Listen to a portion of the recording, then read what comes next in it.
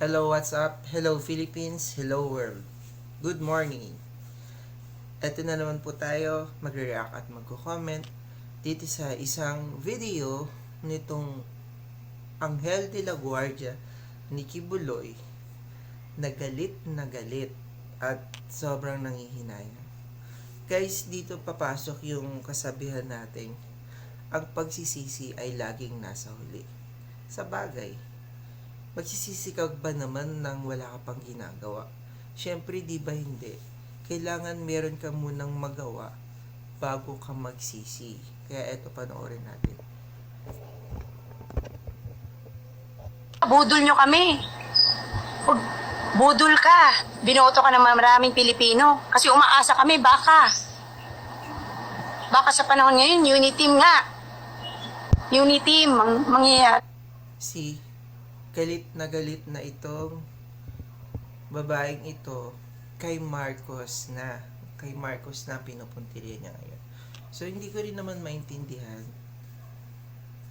etong si Amy Marcos na kapatid ni Ferdinand Marcos na bakit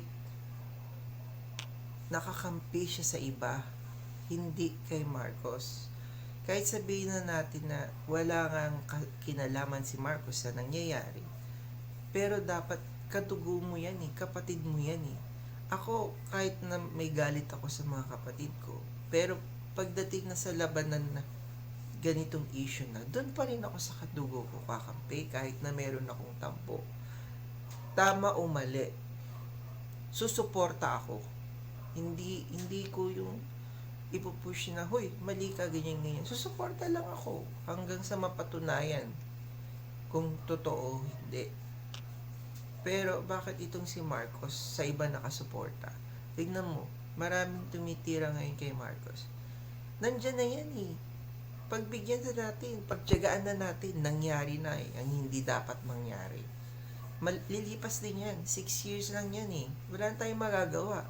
Marami dyan nakaupo sa tingin ko na hindi dapat nakaupo. Pero nandyan sila ngayon. Ang ginawa ninyo, unity team nga. United yung mga komunista dyan sa loob. Ganyan na gusto nyo sa Pilipinas. Dami-dami yung sinasabi. Puro kasinungalingan. Hindi nyo nakita yung mga taong tinulungan ni Pastor? Hindi nyo nakita yung magagandang bagay na ginawa ni Pastor? Ba't hindi yun ang i-plaster ninyo? Nakita naman po yung mga bagay na ginawa ni Pastor. Di ba nga ngayong panahon to, gumawa ka ng tama, oo, mapapansin ka. Pero pag gumawa ka ng mali, mas mapopokus ang tao sa ginawa mong mali. Diba nga, gumawa ka ng isang mali, burado lahat ng ginawa mong kabutihan. Pero hindi lang naman isang kasamaan ng ginawa ng pastor nyo. Walang kumukwestiyon sa kabutihan ng pastor nyo. Ang kinukwestiyon ng tao, yung kasamaan na ginawa niya. Yun lagi kong sinasabi.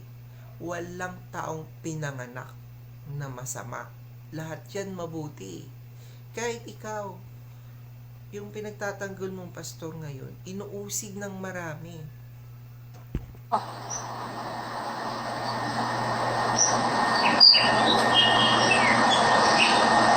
Ba't hindi kami ang gawin yung witness? Kami andito kami, faithful kami sumusunod sa kalooban ng Ama. Nakikita namin day to day life ni Pastor. Kung sino si Pastor. Kami kunin ninyo. Hindi yung mga sinungaling, hindi yung mga magnanakaw dyan. Napawitness-witness sa inyo dyan. Bayaran. Kasi binayaran ninyo.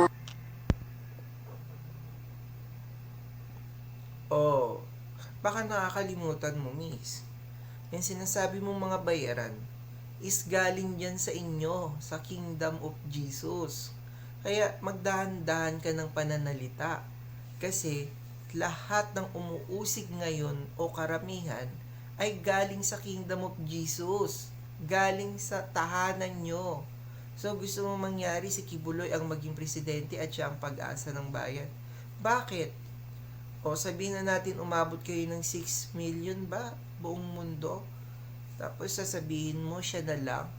31 million nga ang boto ni Marcos, di ba? Ni hindi man kayo umabot sa 1/4. Paano siya mananalo ngayon? Kung yun nga, yung tama nga sinasabi kong 6 million